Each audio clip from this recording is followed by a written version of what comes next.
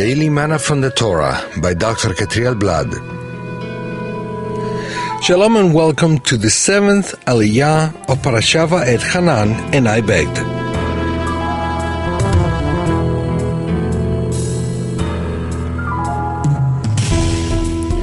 This final Aliyah is found in Deuteronomy chapter 7, verses 1 through 11. Today we'll be covering verses 1, 2, and 10. When the Lord your God brings you into the land you are entering to possess and drives out before you many nations, the Hittites, Girgashites, Amorites, Canaanites, Perizzites, Hivites, and Jebusites, 7 nations larger and stronger than you, and when the Lord your God has delivered them over to you, and you have defeated them, then you must destroy them totally. Make no treaty with them and show them no mercy. But those who hate him, he will repay to their face by destruction. He will not be slow to repay to their face those who hate him. Why did they have to be so radical with the 7 nations? The Torah explains that the 7 nations were very evil before the Eternal. They practiced all kinds of abominable and horrifying things to honor their gods. But since the sons of Israel had received so much mercy from the Eternal and their hearts were soft, it was very difficult for them to execute the Eternal's judgment against these 7 nations.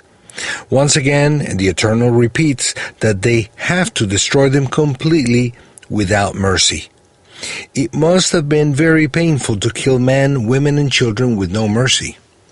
Verse 10 says that the Eternal destroys those who hate him.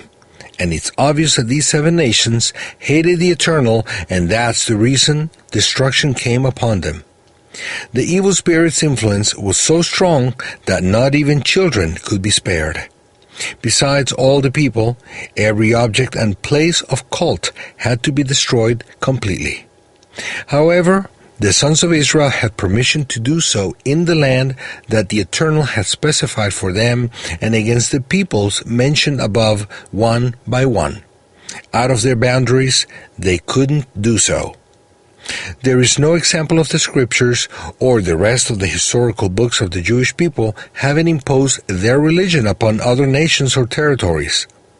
Judaism is not like other religions that have forced their beliefs upon others violently and aggressively.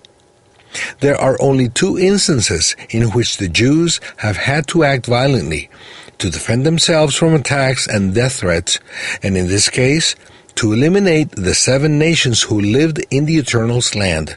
In example, the Promised Land. The sons of Israel had no authorization to wage war against other nations except against the 7 well-defined nations. Be very careful not to interfere in your neighbor's area.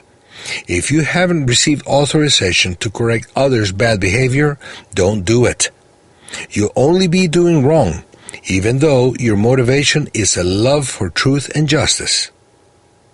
May the Eternal keep us from all evil. Shabbat Shalom.